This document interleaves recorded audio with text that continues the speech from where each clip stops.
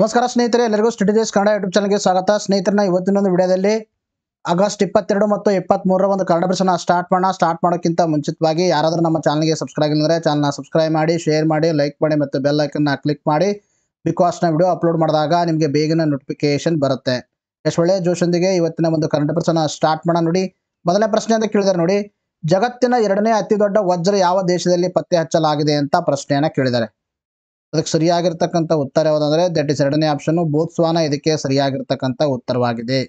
ನೋಡ್ರಿ, ಬಹಳ ಇಂಪಾರ್ಟೆಂಟ್ ಆಗಿರ್ತಕ್ಕಂಥ ಪ್ರಶ್ನೆ ಇದು. ಅರ್ಥ ಆಯ್ತಾ? ಯಾಕೆ ನಾನು ಇಂಪಾರ್ಟೆಂಟ್ ಅಂತ ಹೇಳ್ತೀನಿ ಅಂದ್ರೆ ಈ ವಜ್ರದ ಮೇಲೆ ಪ್ರೀವಿಯಸ್ ಎಕ್ಸಾಮ್ಗಳಲ್ಲಿ ಪ್ರಶ್ನೆಯನ್ನು ಕೂಡ ಕೇಳಿದರೆ. ಅರ್ಥ ಆಯ್ತಾ?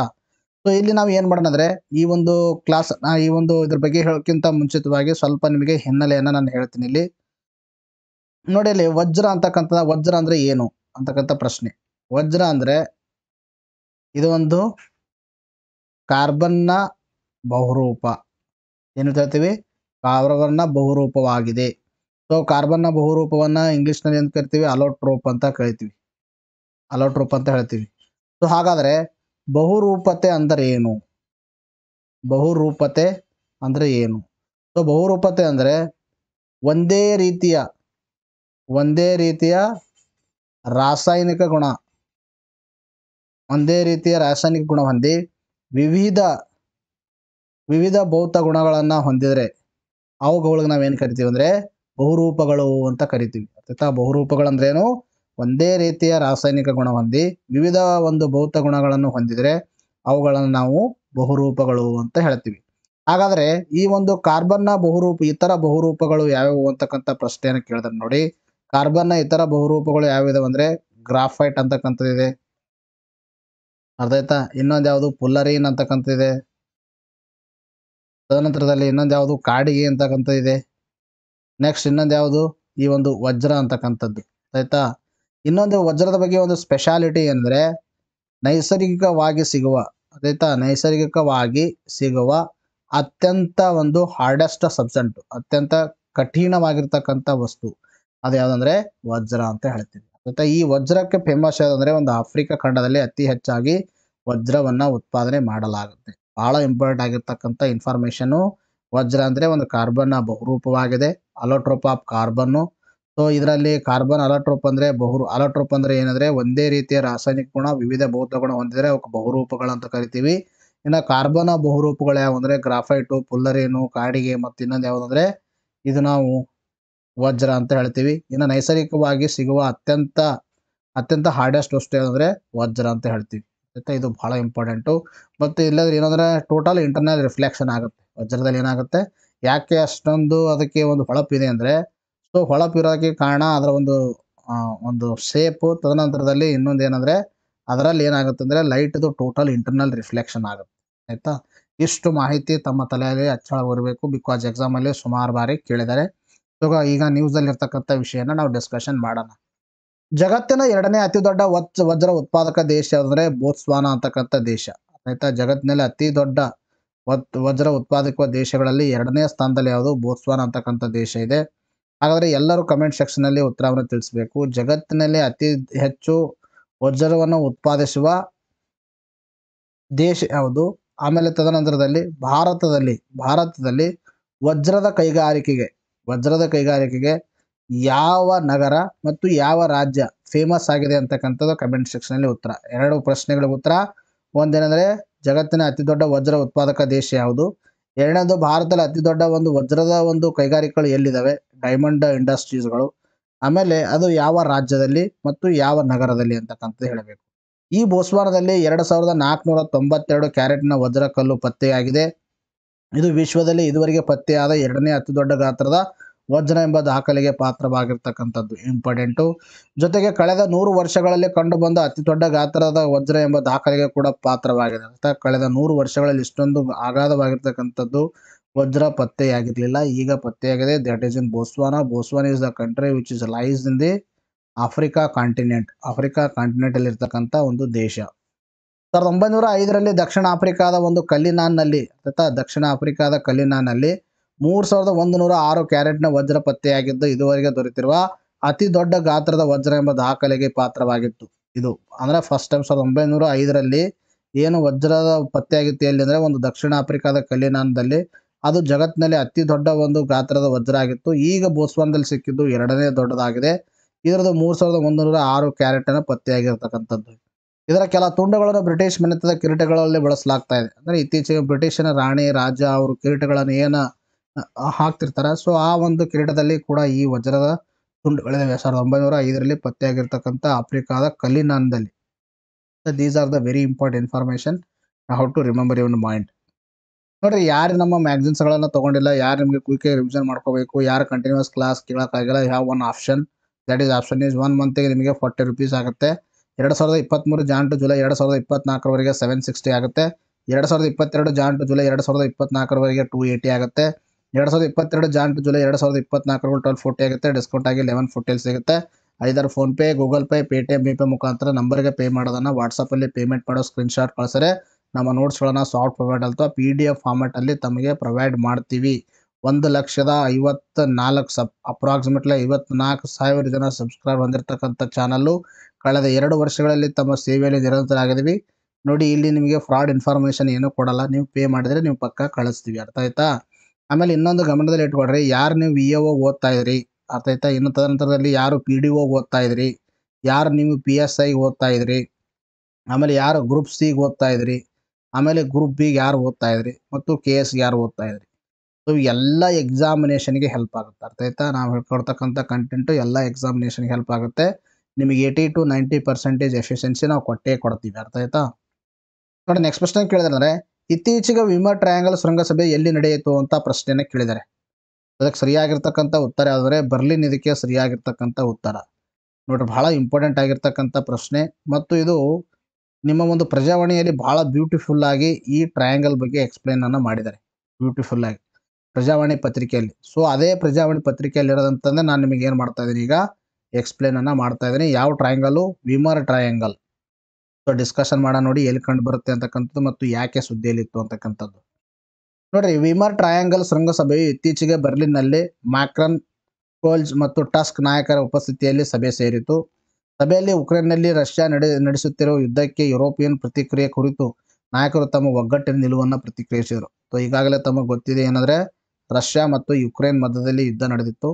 ಸೊ ಆ ಒಂದು ಯುಕ್ರೇನ್ ಮತ್ತು ರಷ್ಯಾ ಮಧ್ಯದಲ್ಲಿ ಏನು ಯುದ್ಧ ನಡೆದಿತ್ತು ಅದರ ಕುರಿತು ಒಂದು ಈ ಯುರೋಪ್ ಖಂಡದ ದೇಶಗಳು ಏನು ಮಾಡಿದ್ರೆ ಯಾವ ಥರ ಒಂದು ಪ್ರತಿಕ್ರಿಯೆಯನ್ನು ಕೊಟ್ಟಿದ್ದೇವೆ, ಇದಕ್ಕೆ ಯಾವ ಥರ ನಾವು ಮುಂದೆ ಹೋರಾಡಬೇಕು, ಯಾವ ಥರ ಒಂದು ನಿಲುವನ್ನು ತಗೋಬೇಕು ಅನ್ನೋದ್ರ ಬಗ್ಗೆ ಡಿಸಿಷನ್ ತಗೊಳ್ಳಲಾಗಿದೆ. You have to remember one point, that is Weimar Triangle ಶೃಂಗಸಭೆ ಬರ್ಲಿನ್ನಲ್ಲಿ ಜರುಗಿತು. ಇಷ್ಟು ಗೊತ್ತಿರಲಿ. ಇನ್ನು ನಿಮಗೆ ವರ್ಲ್ಡ್ ಜಿಯೋಗ್ರಫಿ ಪ್ರಾಸ್ಪೆಕ್ಟಿವ್ ಆಗಿ this news and this context what we are explaining ನಾವು, ಆಯ್ತಾ? ಈಗ ನೆಕ್ಸ್ಟ್ ಏನು ಹೇಳ್ತೀನಿ ನಿಮಗೆ ಅದು ನಿಮಗೆ ವರ್ಲ್ಡ್ ಜಿಯೋಗ್ರಫಿ ಭಾಗವಾಗಿ ಇಂಪಾರ್ಟೆಂಟ್. ಹಾಗಾದರೆ ವಿಮರ್ ಟ್ರಯಾಂಗಲ್ ಅಂದರೆ ಏನು? ವಿಮರ್ ಟ್ರಯಾಂಗಲ್ ಅಂದರೆ ಈ ಥರ, ಗೊತ್ತಾಯ್ತಾ? ಅಂದರೆ 3 ದೇಶಗಳು ಸೇರಿಬಿಟ್ಟು ಆಗಿರ್ತಕ್ಕಂಥ ಒಂದು ಪ್ಲೇಸ್, ಅವುಗಳಿಗೆ ನಾವೇನು ಕರಿತೀವಿ? ಟ್ರಯಾಂಗಲ್ ಅಂತ ಕರಿತೀವಿ. ಸೊ ಹಾಗಾದರೆ 3 ದೇಶಗಳು ಯಾವುವು ಅಂದರೆ ಇಲ್ಲಿ ನಿಮಗೆ ಕಾಣಿಸ್ತಾ ಇದೆ ವಿಮರ್ ಟ್ರಯಾಂಗಲ್ನ. ಈ ಒಂದು ವಿಮರ್ ಟ್ರಯಾಂಗಲ್ಗೆ ಒಂದು ವಿವಿಧ ದೇಶಗಳಲ್ಲಿ ವಿವಿಧ ಹೆಸರಿದೆ. ವಿವಿಧ ದೇಶಗಳಂದರೆ ಈ 3 ದೇಶಗಳು ಯಾವುದು? ಫ್ರೆಂಚ್ ಅಂತಕ್ಕಂಥ ದೇಶ, ತದನಂತರದಲ್ಲಿ ಜರ್ಮನಿ, ಆಮೇಲೆ ನೆಕ್ಸ್ಟ್ ಯಾವುದು? ಪೋಲ್ಯಾಂಡ್. ಈ 3 ದೇಶಗಳ ಒಂದು ಟ್ರಯಾಂಗಲ್ ಆಗಿರ್ತ 3 ದೇಶಗಳು ಸೇರಿ ಆಗಿರ್ತಕ್ಕಂಥ ಒಂದು ಪ್ರಾದೇಶಿಕ ಒಕ್ಕೂಟ. ಅರ್ಥ ಆಯ್ತಾ? ಇದೊಂದು ಪ್ರಾದೇಶಿಕ ಒಕ್ಕೂಟ, ಅದಕ್ಕೆ ವಿಮರ್ ಟ್ರಯಾಂಗಲ್ ಅಂತ ಹೇಳ್ತೀವಿ. ವಿವಿಧ ದೇಶಗಳಲ್ಲಿ ಈ ಒಂದು ವಿಮರ್ ಟ್ರಯಾಂಗಲ್ಗೆ ವಿವಿಧ ಹೆಸರಿದೆ. ಅಂದರೆ 3 ದೇಶಗಳಲ್ಲಿ ಫ್ರೆಂಚ್ನಲ್ಲಿ ಟ್ರಯಾಂಗಲ್ ಡಿ ವಿಮರ್ ಅಂತ ಹೇಳಿದ್ರೆ, ಜರ್ಮನ್ನಲ್ಲಿ ವೈಮರಿಯರ್ ಡ್ರಿಕ್ ಅಂತ ಹೇಳಲಾಗುತ್ತೆ. ಇನ್ನು ಪೋಲಿಷ್ನಲ್ಲಿ ಅಂದರೆ ಪೋಲೆಂಡ್ನಲ್ಲಿ ಟ್ರೋಜ್ಕಾಟ್ ಇಮರ್ಸ್ಕಿ ಅಂತ ಇದಕ್ಕೆ ಹೇಳಲಾಗುತ್ತೆ. ಅರ್ಥ ಆಯ್ತಾ? ಕರೆಯಲಾಗುವ ವಿಮರ್ ಟ್ರಯಾಂಗಲ್ 1991 ಭಾರತದಲ್ಲಿ ಏನು LPG ರಿಫಾರ್ಮ್ ಜಾರಿಗೆ ತಂದಿವಿ ಆ ಸಂದರ್ಭದಲ್ಲಿ ವಿಮರ್ ಟ್ರಯಾಂಗಲ್ ಅಂತಕ್ಕಂಥ ಒಂದು ಪ್ರಾದೇಶಿಕ ಒಕ್ಕೂಟ ಸ್ಥಾಪನೆ ಆಯಿತು.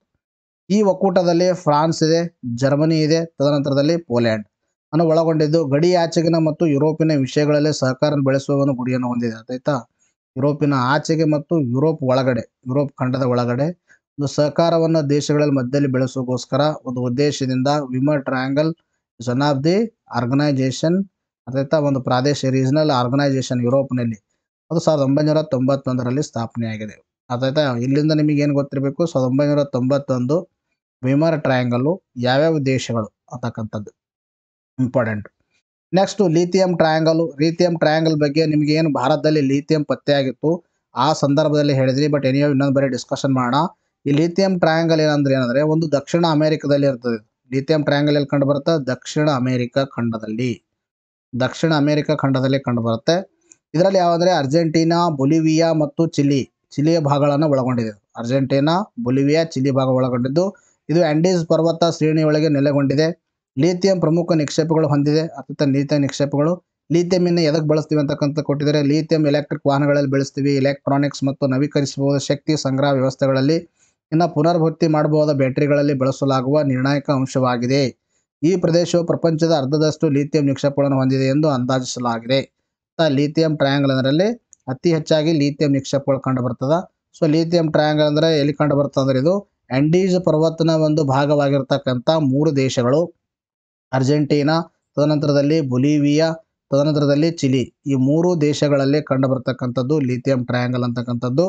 ಇಲ್ಲಿ ಜಗತ್ತಿನ ಒಂದು ಮೋರ್ ದೆನ್ 50% ಅಂದರೆ 50% ಅಷ್ಟು ಲಿಥಿಯಂ ನಿಕ್ಷೇಪಗಳಲ್ಲಿ ಇಲ್ಲೇ ಕಂಡು ಬರುತ್ತೆ. ಇನ್ನು ಲಿಥಿಯಂ ಅಂತಕ್ಕಂಥದ್ದು it is one of the lightest element ಅಥವಾ lightest metal in the periodic ಟೇಬಲ್ದಲ್ಲಿ ಅತಿ ಒಂದು ಹಗುರವಾಗಿರ್ತಕ್ಕಂಥ ವಸ್ತು ಅದು ಲೈಟೆಸ್ಟ್ ಎಲಿಮೆಂಟು ಲಿಥಿಯಂ ಅಂತ ನಾವು ಹೇಳ್ತೀವಿ, ಆಫ್ಟರ್ ಹೈಡ್ರೋಜನ್. ಅರ್ಥ ಆಯ್ತಾ? ಇದು ಗೊತ್ತಿರಬೇಕು, ಇಂಪಾರ್ಟೆಂಟು. ಸಾಫ್ಟ್ ಆಗಿರುತ್ತೆ ಲಿಥಿಯಂ ಕೂಡ. ಇದನ್ನು ನಾವು ಎಲ್ಲಿ ಯೂಸ್ ಮಾಡ್ತೀವಿ ಅಂದರೆ ಒಂದು ರೀಯೂಸಬಲ್ ಬ್ಯಾಟರೀಸ್ಗಳಲ್ಲಿ ಯೂಸ್ ಮಾಡ್ತೀವಿ, ಎಲೆಕ್ಟ್ರಿಕ್ ವಾಹನಗಳಲ್ಲಿ ಯೂಸ್ ಮಾಡ್ತೀವಿ, ಅಂತ ಎಲೆಕ್ಟ್ರಾನಿಕ್ ಕ್ಷೇತ್ರದಲ್ಲಿ ಇದನ್ನು ಬಳಸ್ತೀವಿ ಅಂತಕ್ಕಂಥದ್ದು ತಮ್ಮ ತಲೆಯಲ್ಲಿ ಇರಬೇಕು. ನೆಕ್ಸ್ಟ್ ಅಫಾರ್ ಟ್ರಯಾಂಗಲ್ ಅಂತ ಬರುತ್ತೆ. ಸೊ ಅಫಾರ್ ಟ್ರಯಾಂಗಲ್ ಅನ್ನು ಅಫಾರ್ ಡಿಪ್ರೆಷನ್ ಅಥವಾ ಅಫಾರ್ ಟ್ರಿಪಲ್ ಜಂಕ್ಷನ್ ಅಂತಾನು ಕೂಡ ಕರಿತೀವಿ. ಗೊತ್ತಾಯ್ತಾ? ಅಫಾರ್ ಟ್ರಯಾಂಗಲ್ ಅನ್ನ ಅಫಾರ್ ಡಿಪ್ರೆಷನ್ ಅಥವಾ ಅಫಾರ್ ಏನ್ ಕರಿತೀವಿ, ಜಂಕ್ಷನ್ ಅಂತಾನು ಕೂಡ ಕರಿತೀವಿ. ಇದು ಆಫ್ರಿಕಾ ಒಂದು ಭೂಶಿರಕವಲಲ್ಲಿದ್ದ ಇಥೋಪಿಯಾ, ಎರಿತ್ರಾ ಮತ್ತು ಜಿಬೂತಿದಂತ ವ್ಯಾಪಿಸಿದ್ದು ಈ ಪ್ರದೇಶವು ಆಫ್ರಿಕನ್, ಅರೇಬಿಯನ್ ಮತ್ತು ಸೊಮಾಲಿಯಾ ಟೆಕ್ಟಾನಿಕ್ ಪ್ಲೇಟ್ಗಳ ಭಾಗದಲ್ಲಿ ಸಂಧಿಸುತ್ತದೆ. ಯಾವ ಟು ರಿಮೆಂಬರ್ ಒನ್ ಪಾಯಿಂಟ್ ಅಂದರೆ ಅಫಾರ್ ಅಂತಕ್ಕಂಥ ಟ್ರಯಾಂಗಲ್ಲು ಎಲ್ಲಿ ಕಂಡು ಬರುತ್ತದೆ? ಮೊದಲನೇ ಫ್ಯಾಕ್ಟ್ ಅಂದರೆ ಇದು ಆಫ್ರಿಕಾ ಖಂಡದಲ್ಲಿ ಕಂಡು ಬರುತ್ತೆ. ಆಫ್ರಿಕಾ ಖಂಡದಲ್ಲಿ ಇನ್ನು ಯಾವ್ಯಾವ ದೇಶಗಳಲ್ಲಿ ವಿಸ್ತರಿಸಿದೆ ಅಂದರೆ ಒಂದು ಎರಿತ್ರಾ ಅಂತಕ್ಕಂಥ ದೇಶ, ಇನ್ನೊಂದು ಇಥೋಪಿಯಾ ಅಂತಕ್ಕಂಥ ದೇಶ, ಇನ್ನೊಂದು ಜಿಬೂತಿ, ಈ 3 ದೇಶಗಳಲ್ಲಿ ವ್ಯಾಪಿಸ್ತಿರ್ತಕ್ಕಂಥ ಟ್ರಯಾಂಗಲ್ ಇದು. ಯಾವುದು? Afar triangle. ಇಂಪಾರ್ಟೆಂಟ್ ಆಗಿರ್ತಕ್ಕಂಥ ಇನ್ಫಾರ್ಮೇಶನ್. ಅರ್ಥ ಆಯ್ತಾ? ಇನ್ನೊಂದು ಯಾವ್ದು ಬರುತ್ತೆ ಅಂದರೆ ಗೋಲ್ಡನ್ ಟ್ರಯಾಂಗಲ್ ಬರುತ್ತೆ. ಸೊ ಗೋಲ್ಡನ್ ಟ್ರಯಾಂಗಲ್ ಇದು ಆಗ್ನೇಯ ಏಷ್ಯಾದಲ್ಲಿ ಮ್ಯಾನ್ಮಾರ್, ತದನಂತರದಲ್ಲಿ ಲಾವೋಸ್, ಥೈಲ್ಯಾಂಡ್ ಭಾಗಗಳಲ್ಲಿ ಒಳಗೊಂಡಿರ್ತದೆ. ಇದು ಐತಿಹಾಸಿಕವಾಗಿ ಅಫೀಮ್ ವ್ಯಾಪಾರಕ್ಕೆ ಹೆಸರುವಾಸಿಯಾಗಿರ್ತಕ್ಕಂಥ ಪ್ಲೇಸ್. ಯಾವುದು? ಇದು ಗೋಲ್ಡನ್ ಟ್ರಯಾಂಗಲ್ ಅಂತಕ್ಕಂಥದ್ದು. ಸೊ ಅದಕ್ಕೆ ನೀವು ಇಲ್ಲಿ ಏನು ನೆನಪಿಟ್ಕೋಬೇಕಂದ್ರೆ ಇಲ್ಲಿ ನಿಮಗೆ ಬ್ರೀಫ್ ಆಗಿ ನಾನು ಹೇಳ್ತೀನಿ. ಮೊದಲನೇದು ನಾವು ಡಿಸ್ಕಷನ್ ಮಾಡೋದು ವೀಮರ್ ಟ್ರಯಾಂಗಲ್.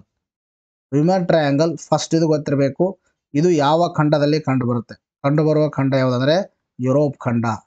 ಸೊ ಯುರೋಪ್ ಖಂಡದಲ್ಲಿ ಕಂಡುಬರ್ತಕ್ಕಂಥ ಈ ಪ್ರಾದೇಶಿಕ ಒಕ್ಕೂಟಕ್ಕೆ ಟ್ರಯಾಂಗಲ್ದಲ್ಲಿ ಇರ್ತಕ್ಕಂಥ ದೇಶಗಳು ಯಾವುವು ಅಂದರೆ ಪೋಲೆಂಡ್ ಅಂತಕ್ಕಂಥ ದೇಶ, ತದನಂತರದಲ್ಲಿ ಜರ್ಮನಿ, ಅದಾದಮೇಲೆ ಫ್ರಾನ್ಸ್, ಈ 3 ದೇಶಗಳು ಒಳಗೊಂಡಿದೆ. ನೆಕ್ಸ್ಟ್ ತದನಂತರದಲ್ಲಿ ನಾವು ಏನು ಡಿಸ್ಕಷನ್ ಮಾಡಿದ್ವಿ ವೀಮರ್ ಟ್ರಯಾಂಗಲ್ ಆದಮೇಲೆ ನಿಮಗೆ ಇನ್ನೊಂದು ಯಾವುದಂದ್ರೆ ಒಂದು ಲಿಥಿಯಂ ಟ್ರಯಾಂಗಲ್ ಡಿಸ್ಕಷನ್ ಮಾಡಿದ್ವಿ. ಸೊ ಲಿಥಿಯಂ ಟ್ರಯಾಂಗಲ್ ಇದು ಎಲ್ಲಿ ಕಂಡು ಬರುತ್ತೆ ಅಂದರೆ ದಕ್ಷಿಣ ಅಮೆರಿಕ ಖಂಡದಲ್ಲಿ ಕಂಡು ಬರ್ತಕ್ಕಂಥ ಟ್ರಯಾಂಗಲ್ಲು. ಇದರಲ್ಲಿ ಯಾವ ದೇಶಗಳು? ಎಂಡೀಸ್ ಪರ್ವತದ ಭಾಗವಾಗಿರ್ತಕ್ಕಂಥ ಚಿಲಿ ದೇಶ, ತದನಂತರದಲ್ಲಿ ಬೊಲಿವಿಯಾ ಅಂತಕ್ಕಂಥ ದೇಶ, ಇನ್ನೊಂದು ಅರ್ಜೆಂಟೀನಾ ಅಂತಕ್ಕಂಥ ದೇಶ. ಇನ್ನು ತದನಂತರದಲ್ಲಿ ನೆಕ್ಸ್ಟ್ ನಾವು ಡಿಸ್ಕಷನ್ ಮಾಡಿದ್ವಿ ಅಫಾರ್ ಟ್ರಯಾಂಗಲ್ ಅಂತಕ್ಕಂಥ ಡಿಸ್ಕಷನ್ ಮಾಡಿದ್ವಿ. ಸೊ ಇದು ಎಲ್ಲಿ ಕಂಡು ಬರ್ತಂದ್ರೆ ಆಫ್ರಿಕಾ ಖಂಡದಲ್ಲಿ ಕಂಡು ಬರುತ್ತೆ. ಆಫ್ರಿಕಾ ಖಂಡದಲ್ಲಿ ಕಂಡು ಬಂದರೆ ಯಾವ ದೇಶದಲ್ಲಿ ವಿಸ್ತರಿಸಿದೆ ಅಂದರೆ ಇದು ಜಿಬೂತಿ ಅಂತಕ್ಕಂಥ ದೇಶ, ತದನಂತರದಲ್ಲಿ ಎರಿಟ್ರಿಯಾ ಅಂತಕ್ಕಂಥ ದೇಶ, ಇನ್ನೊಂದು ಯಾವುದಂದ್ರೆ ಒಂದು ನಿಮ್ಮ ಇದು ಇಥೋಪಿಯಾ ಅಂತಕ್ಕಂಥ ದೇಶ. ಈ 3 ದೇಶಗಳಲ್ಲಿ ವಿಸ್ತಾರ ಹೊಂದಿದೆ. ತದನಂತರದಲ್ಲಿ ಗೋಲ್ಡನ್ ಟ್ರಯಾಂಗಲ್ ಇದು ಏಷ್ಯಾ ಖಂಡದಲ್ಲಿ ಇರ್ತಕ್ಕಂಥದ್ದು. ಸೊ ಇದು ಅಫೀಮು ಉತ್ಪಾದನೆಗೆ ಬಹಳ ಫೇಮಸ್ ಆಗಿದೆ. ಯಾವ್ಯಾವ ದೇಶಗಳಂದ್ರೆ ಮ್ಯಾನ್ಮಾರ್, ಥೈಲ್ಯಾಂಡ್, ಲಾವೋಸ್. ಎಷ್ಟು ಮಾಹಿತಿ ತಮಗೆ ಕ್ಲಿಯರ್ ಆಗಿರಬೇಕು, ಬಹಳ ಇಂಪಾರ್ಟೆಂಟ್ ಆಗಿರ್ತಕ್ಕಂಥ information under the world geography. ನೋಡಿ ನೆಕ್ಸ್ಟ್ ಕ್ವಶ್ಚನ್ ಕೇಳಿದ್ರೆ ಅಂದಾಜು ಸಮಿತಿಯಲ್ಲಿರುವ ಸದಸ್ಯರ ಸಂಖ್ಯೆ ಎಷ್ಟು ಅಂತ ಕೇಳಿದ್ದಾರೆ. ಅದಕ್ಕೆ ಸರಿಯಾಗಿರ್ತಕ್ಕಂಥ ಉತ್ತರ ಯಾವುದಂದ್ರೆ ದಟ್ ಇಸ್ 3ನೇ ಆಪ್ಷನ್ 30 ಇದಕ್ಕೆ ಸರಿಯಾಗಿರ್ತಕ್ಕಂಥ ಉತ್ತರವಾಗಿದೆ.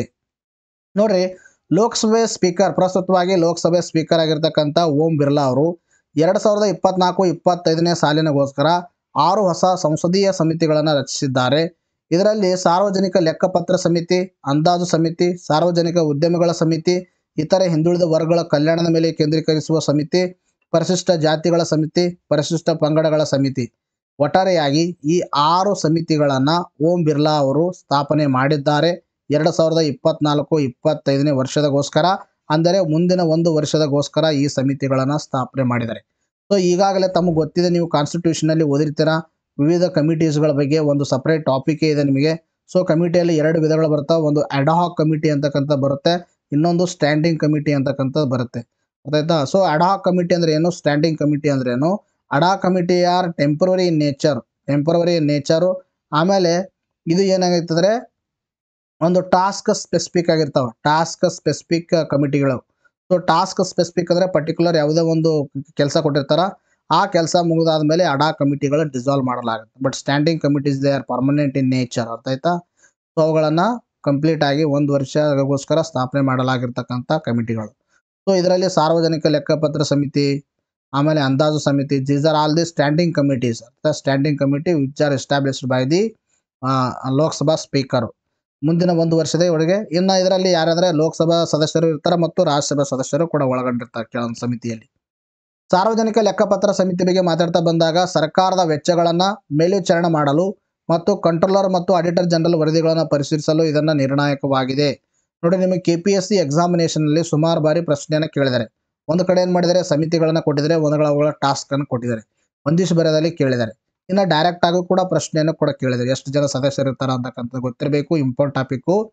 ಸಾರ್ವಜನಿಕ ಲೆಕ್ಕಪತ್ರ ಸಮಿತಿ ಏನು ಮಾಡುತ್ತಂದರೆ ಸರ್ಕಾರದ ವೆಚ್ಚಗಳನ್ನು ಮತ್ತು ಕಂಟ್ರೋಲರ್ ಮತ್ತು ಆಡಿಟರ್ ಜನರಲ್, ಅದಕ್ಕೆ ಅವ್ರಿಗೆ ಏನು ಕರಿತೀವಿ ನಾವು, ಪರ್ಸ್ ಆಫ್ ದಿ ಗೌರ್ಮೆಂಟ್ ಅಂತ ಹೇಳ್ತೀವಿ. ಅವರು ಏನಂದರೆ ಈ ಒಂದು ಆಡಿಟ್ ಏನು ಮಾಡ್ತಾರಲ್ಲ ರಿಪೋರ್ಟ್ಗಳನ್ನು, ಆ ರಿಪೋರ್ಟ್ಗಳನ್ನು ಪರಿಶೀಲನೆ ಮಾಡೋಕ್ಕೋಸ್ಕರ ಸಾರ್ವಜನಿಕ ಲೆಕ್ಕಪತ್ರ ಸಮಿತಿಗಳನ್ನು ಸ್ಥಾಪನೆ ಮಾಡಲಾಗಿತ್ತು.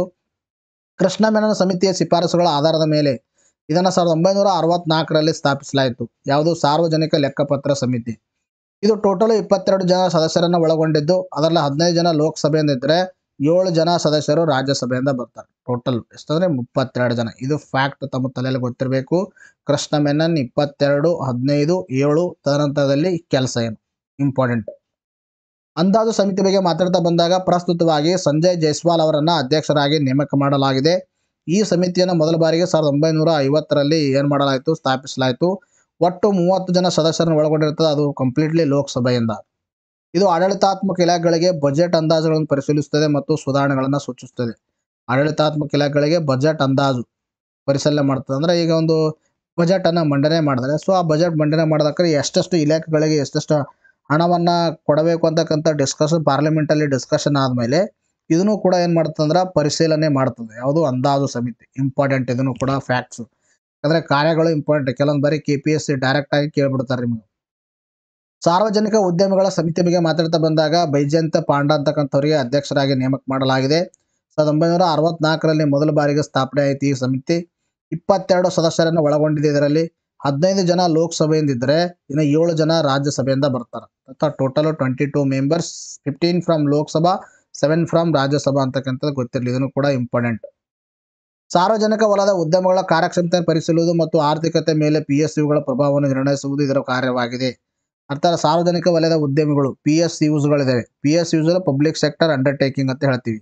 ಆಯಿತಾ? ಪಬ್ಲಿಕ್ ಸೆಕ್ಟರ್ ಫಾರ್ ಎಕ್ಸಾಂಪಲ್ ನಿಮಗೆ HAL, ಆಯಿತಾ, ಇವೆಲ್ಲ ಏನಂದರೆ ಪಬ್ಲಿಕ್ ಸೆಕ್ಟರ್ ಅಂಡರ್ಟೇಕಿಂಗು. ಸೊ ಇವುಗಳ ಒಂದು ಉದ್ಯಮಗಳ ಕಾರ್ಯಕ್ಷಮತೆ ಯಾವ ಥರ ಕಾರ್ಯವನ್ನು ನಿರ್ವಹಿಸ್ತಾ ಇದ್ದಾವೆ, ಆಮೇಲೆ ಆರ್ಥಿಕತೆ ಹೇಗಿದೆ, ಅದರಿಂದ ನಮ್ಮ ಭಾರತದ ಮೇಲೆ ಯಾವ ಥರ ಇಂಪ್ಯಾಕ್ಟ್ ಆಗ್ತಾ ಇದೆ, ಆ ಒಂದು PSUಗಳಿಂದ ಡಿಕ್ರೀಸ್ ಆಗೋದ್ರಿಂದ ಅಥವಾ ಇನ್ಕ್ರೀಸ್ ಆಗೋದ್ರಿಂದ ಆರ್ಥಿಕತೆ. ಸೊ ಅವುಗಳ ಬಗ್ಗೆ ಒಂದು ವಿಮರ್ಶೆಯನ್ನು ಮಾಡುತ್ತೆ ಸಾರ್ವಜನಿಕ ವಲಯದ ಉದ್ಯಮಗಳ ಸಮಿತಿ. OBC ಸಮಿತಿ ಅಂತಕ್ಕಂಥದ್ದು ಅಂದರೆ OBC ಅಂದರೆ ಅದರ್ ಬ್ಯಾಕ್ವರ್ಡ್ ಕಮ್ಯುನಿಟಿ ಅಂತ ಹೇಳ್ತೀವಿ ನಾವು. ಹಿಂದುಳಿದ ವರ್ಗಗಳ ರಾಷ್ಟ್ರೀಯ ಆಯೋಗ, ಆಯಿತಾ, ನ್ಯಾಷನಲ್ OBC ಕಮಿಷನ್ ಅಂತ ಹೇಳ್ತೀವಿ. ವರದಿಗಳನ್ನು ಪರಿಗಣಿಸುವುದು ಮತ್ತು OBCಗಳ ಕಲ್ಯಾಣ ಕ್ರಮಗಳನ್ನು ಪರಿಶೀಲಿಸುವುದು ಈ ಸಮಿತಿಯ ಒಂದು ಕಾರ್ಯವಾಗಿರ್ತಕ್ಕಂಥದ್ದು. ಈ ಸಮಿತಿ ಮೊದಲ ಬಾರಿಗೆ 2012ರಲ್ಲಿ ರಚಿಸಲಾಯಿತು. ಇದರಲ್ಲಿ ಒಟ್ಟು 30 ಜನ ಸದಸ್ಯರನ್ನು ಒಳಗೊಂಡಿದ್ದು 20 ಲೋಕಸಭೆಯಿಂದ 10 ರಾಜ್ಯಸಭೆಯಿಂದ ಒಳಗೊಂಡಿರ್ತಾರೆ. ಇಂಪಾರ್ಟೆಂಟ್. ಇನ್ನು ಶೆಡ್ಯೂಲ್ಡ್ ಕ್ಯಾಸ್ಟ್ ಕಮಿಟಿ, ಸೊ ಇದು ಮೊದಲ ಬಾರಿಗೆ 1968ರಲ್ಲಿ ಸ್ಥಾಪಿಸಲಾಯಿತು. ಇದರಲ್ಲಿ ಒಟ್ಟು 30 ಸದಸ್ಯರು ಇರ್ತಾರೆ. ಅದರಲ್ಲಿ 20 ಜನ ಲೋಕಸಭೆಯಿಂದ ಬಂದರೆ 10 ಜನ ರಾಜ್ಯಸಭೆಯಿಂದ ಬರ್ತಾರೆ. These are the crucial information. Other ಕಮ್ಯುನಿಟೀಸ್ಗಳ ಬಗ್ಗೆನೂ ಕೂಡ ನೀವು ಓದ್ಕೊಳ್ಳಿ. ನಿಮಗೆ ಒಂದು ಯಾವ್ದಾದ್ರೆ ICAಯಲ್ಲಿ ಸಪ್ರೇಟ್ ಆಗಿರ್ತಕ್ಕಂಥ ಟಾಪಿಕ್ ಇದೆ, ನ್ಯೂಸಲ್ಲಿ ಇರ್ತಕ್ಕಂಥದ್ದು ನಾನು ನಿಮಗೀಗ ಡಿಸ್ಕಷನ್ ಮಾಡಿದ್ದೀನಿ.